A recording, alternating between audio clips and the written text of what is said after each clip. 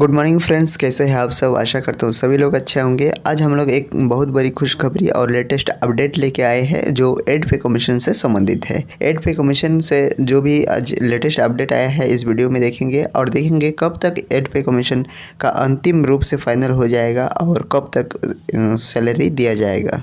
26 अप्रैल 2025 में एड पे कमीशन में कितना सदस्य रहेंगे, कमेटी में कितना टीम लोग रहेंगे, इसको तय कर दिया गया है। 7 पे कमीशन में इस कमेटी का संख्या था 45, लेकिन इस बार इसकी संख्या घटाकर 42 कर दिया गया है, जिसमें एक अध्यक्ष रहेंगे, 2 सलाहकार और 39 अन्य सदस्य रहेंगे। एड पे कमीशन आयोग के अनुसार पे कमीशन की रिपोर्ट फाइनल दिसंबर 2026 तक तैयार हो जाएगा, जिसके लिए 2027 में सभी कर्मचारियों को 1 साल का एरियर के साथ एड पे कमीशन का फ़ायदा मिलेगा। आयोग की तरफ से कमेटी के सारे सदस्य का नाम मई महीने के दूसरे सप्ताह तक क्लियर कर दिया जाएगा। सारे सदस्यों को संपूर्ण देश भर में भेजा जाएगा और देश की आर्थिक स्थिति को देखा जाएगा कि 10 साल में कितना महंगाई बढ़ा है। इन महंगाई के हिसाब से फीड मैन्युफैक्चर तय होगा। कुछ विशेषज्ञों का मानना है कि फीड मैन्युफैक्चर 2.86 से 3.68 तक जा सकता है। महंगाई तो बहुत बढ़ा है, लेकिन सरकार तय करेगी फाइनल कि फीड मैन्युफैक्चर को कितना रखना है और बेसिक सैलरी को कितना बढ़ाना है। एड पे कमीशन से संबंधित जो भी लेटेस्ट अपडेट आया है उसको अभी देखेंगे। देखिए, सबसे पहला 26 अप्रैल 2025 को रोल आउट योजना पारित हुआ। अप्रैल अंत में कैबिनेट ने आयोग के प्रारंभिक ढांचे और दिशा निर्देश को मंजूरी दी है। 26 अप्रैल को ये दिया है, जिससे सबसे बड़े वेतन सुधार की राह आसान हो गया है। आयोग के अध्यक्ष और सदस्यों के नाम मई 2025 तक फाइनल किए जाएंगे और काम तुरंत शुरू हो जाएगा। जैसे ही नाम फाइनल कर दिया जाएगा तो सभी लोगों को देश भर में भेजा जाएगा। 26 अप्रैल 2025 को रोल आउट योजना पारित हुआ है, इसको याद रखिएगा, रोल आउट योजना। नेक्स्ट, 42 प्रमुख पदों पर नियुक्ति जारी किया। तो टोटल सदस्य रहेंगे 42 पदों पर नियुक्ति जारी हुआ है और 45 सदस्यों 7 पे कमीशन में था। वित्त मंत्रालय के आदेश के तहत आयोग में अध्यक्ष, 2 अन्य सदस्य और 39 सलाहकार स्तरीय पदों पर भर्ती प्रक्रिया चल रही है। TOR जारी होते ही ये सभी पद सक्रिय हो जाएंगे। टर्म ऑफ रेफरेंस कैसे ढांचे तैयार किया जाएगा, वो है term of reference. Term of reference जून 2025 तक अपेक्षित है। जून 2025 तक तैयार हो जाएगा।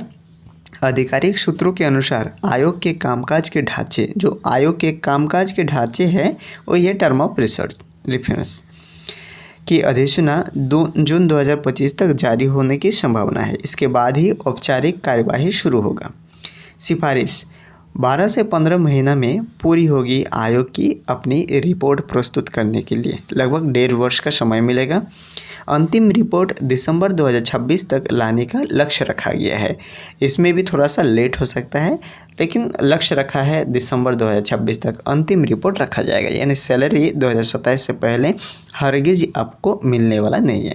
दिसंबर 2026 तक आपको फाइनल रिपोर्ट सौंपेगा, ऐसा लक्ष्य रखा है। इसमें कुछ लेट भी हो सकता है। नई पे मैट्रिक्स 1 जनवरी 2026 से लागू होगा। 2027 में प्रस्तावित रूप से नई वेतन संरचना 1 जनवरी 2026 से लागू होगी, लेकिन प्रशासकीय प्रक्रिया पूरी होने पर सिफारिश का वास्तविक प्रभाव 2027 की शुरुआत में दिखेगा।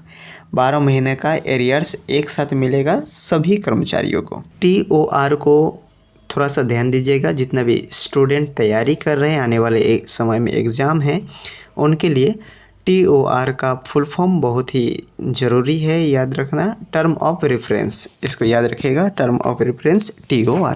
देखिए, जनवरी 2026 तक DA कितना बढ़ेगा उसको थोड़ा सा अनुमान लगा के कैलकुलेशन किया है, जिससे ये पता चलता है कि DA लगभग 60% तक पहुँच सकता है। 8वें वेतन आयोग से लगभग 50 लाख केंद्रीय कर्मचारी और 60 लाख से अधिक पेंशनर्स को लाभान्वित होंगे। लगभग 1.5 करोड़ स्टाफ लोगों को ये फ़ायदा मिलेगा 8वें वेतन आयोग से। फिटमेन फैक्टर को लेकर कर्मचारी संघ की मांग 3.68 है। कर्मचारी संघ की मांग 3.68 कर रही है, जबकि आर्थिक विशेषज्ञ इसे 2.8 से 3 के बीच में रहने का अनुमान बता रहा है। तो सभी कर्मचारियों के लिए ये खुशखबरी है। फिटमेन फैक्टर 2.8 से 3 के बीच में रह सकता है। 7वें वेतन आयोग में सदस्य की संख्या 45 थी और 8वें वेतन आयोग में 42 कर दिया है, जिससे आकार में थोड़ा सा छोटा हो गया है बोर्ड के आकार में। 8 पे कमीशन से लेटेस्ट अपडेट यही था कि वित्त मंत्रालय ने 42 सदस्यों को नियुक्त करने के लिए योजना बना लिया है, रोल आउट योजना। और 8 पे कमीशन में फिटमेन फैक्टर लगभग 2.6 से 3.68 हो सकता है। और थैंक यू दोस्तों, जो भी अपडेट आएगा उसको बता दिया जाएगा। तब तक के लिए खुश रहिए, मस्त रहिए। जय हिंद।